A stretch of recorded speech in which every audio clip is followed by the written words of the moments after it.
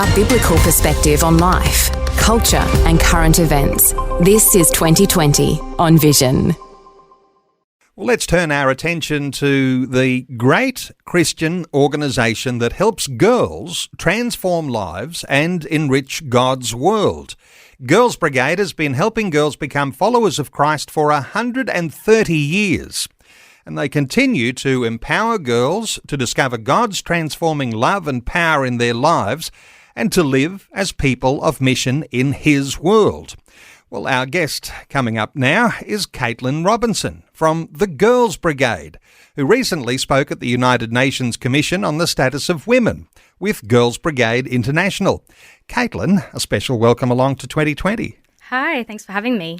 Caitlin, 130-year history for Girls Brigade. This is not some fly-by-night operation. It really is just fabulous and continues to grow. How big is it around the world now?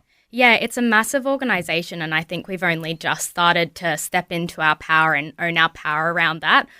We've been going on for, like you said, 130 years worldwide, and in 2027 we'll be celebrating 100 years in Australia.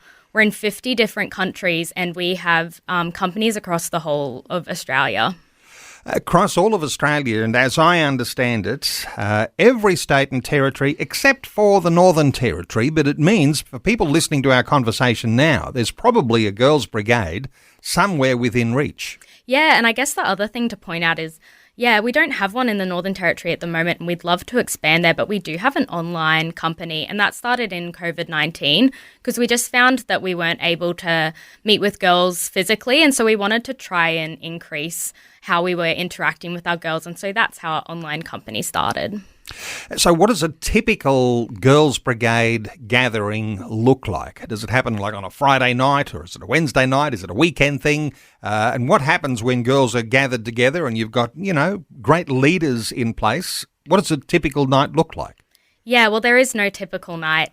There's just so many different ways that Girls Brigade exists.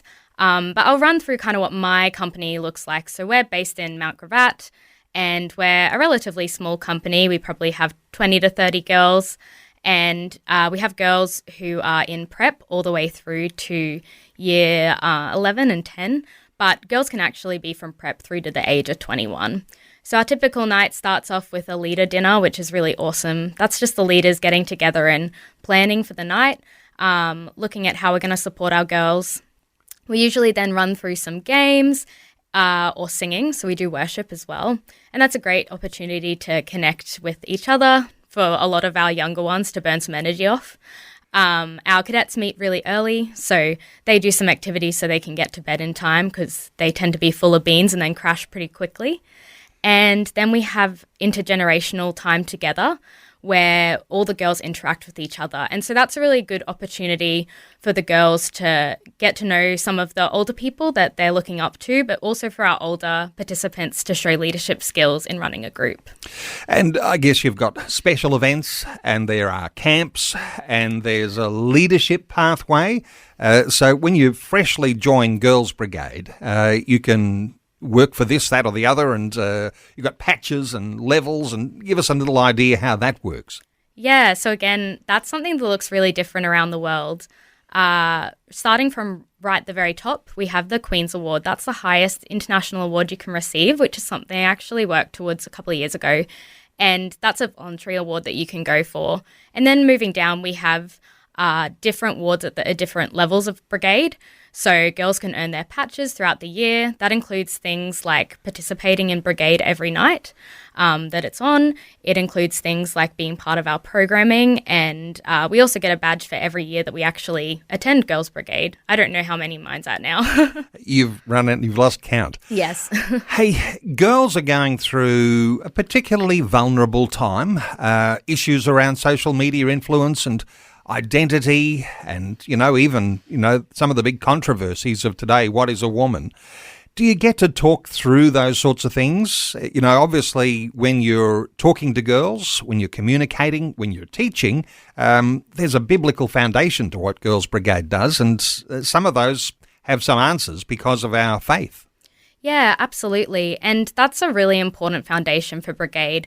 that is our aim, is to have girls' lives enriched through knowing Christ in an intimate way. And Girls Brigade is a really great opportunity for girls to have mentors who have been through a lot of the struggles they're currently going through. I definitely talked about the impact of social media when I was at the United Nations and the high levels of vulnerability that girls now are placed under because of their access to the internet. But I think that another really positive thing about Brigade is that we can use those spaces to create a really great connection with our girls. So through our social media, we can show a really positive side of the internet that girls might not be interacting with. Well, what an amazing organisation, because you've got girls who participate in what would be a local group within their town, within their community, and lots of communities have multiple girls' brigades.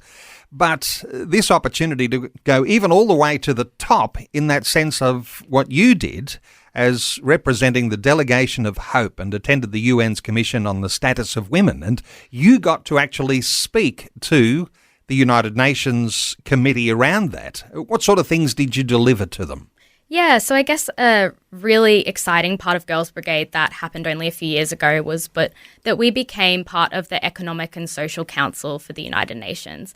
Now, that just means that we're a faith-based non-for-profit that has security clearance at the UN, and that gives us the right to not necessarily vote, but have quite a strong say on some of the things that are being put forward at the UN. It's a tumultuous time, and so having that seat at the table is really important. And I think that a really great part of actually being there was just being a faith-based organisation representing gender equality, saying that these things aren't an oxymoron, that they can go together. And that's also a really powerful statement for the girls in our brigade, that they can see us making action on that international stage as well.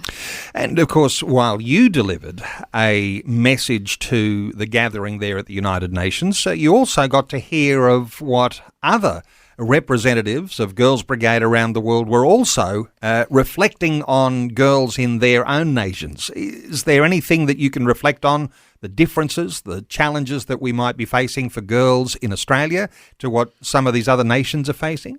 Yeah, it's really interesting to hear women from around the world speak about what the girls in their companies are struggling with. And I think that there is the realization that we're so very privileged in Australia. I know that one of my colleagues in Africa, she is currently battling against child marriage with her projects as part of Girls Brigade. And so that's something that we're not really battling with here in Australia. But I don't think that it means that what we're trying to help is any less important.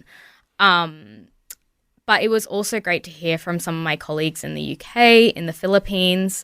We're very strong in Africa with our Girls Brigade representation. So there was a big African representation from Girls Brigade at the UN as well. And yeah, all of those problems are varied, but I think coming together, it is a really strong sense that we're sisters in Christ and that the struggle that we have as separate countries is actually one struggle we have as an international organisation.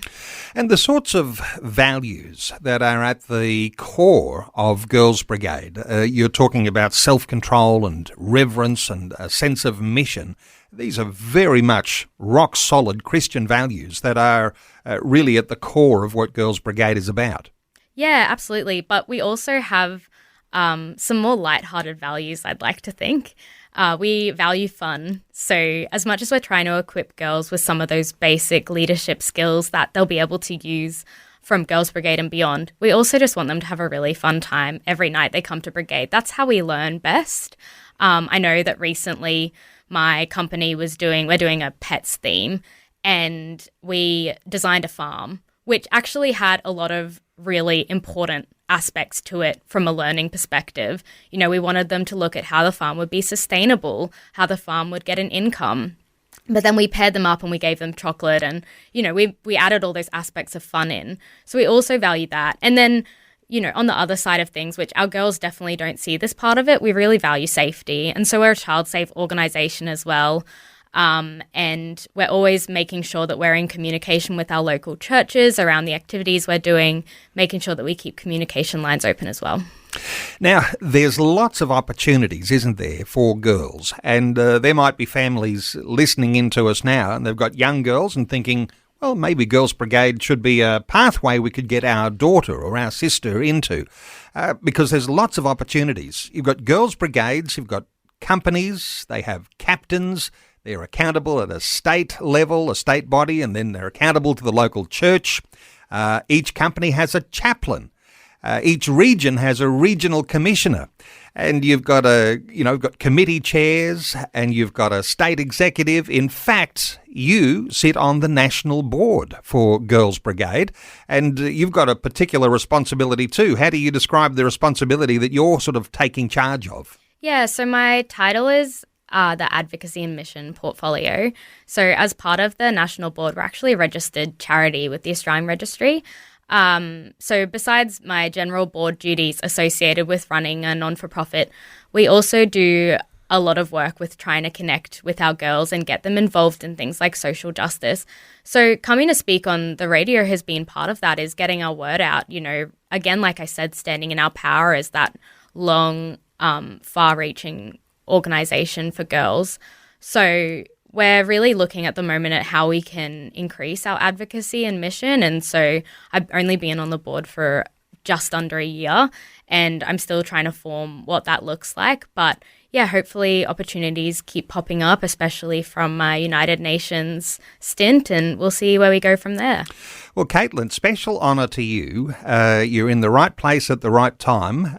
Girls need people like you right now as a leader, and you've got so much glowing potential. I'm sure everyone listening to our conversation will agree with that. Hey, when there are those who've got young girls now, they're not in a Girls Brigade. Maybe this is just a fresh introduction. People have never even heard of Girls Brigade before. But I mentioned you're in every state and territory except for the Northern Territory, and who knows, there might be some plans there for the future. But there are hundreds of Girls Brigades around Australia. And I guess when people go to your website, they can find out whereabouts in their town or their city they might be able to find one. Yeah, absolutely. And I guess the other encouragement is I started Girls Brigade when I was in middle school, so you don't have to start right from a cadet.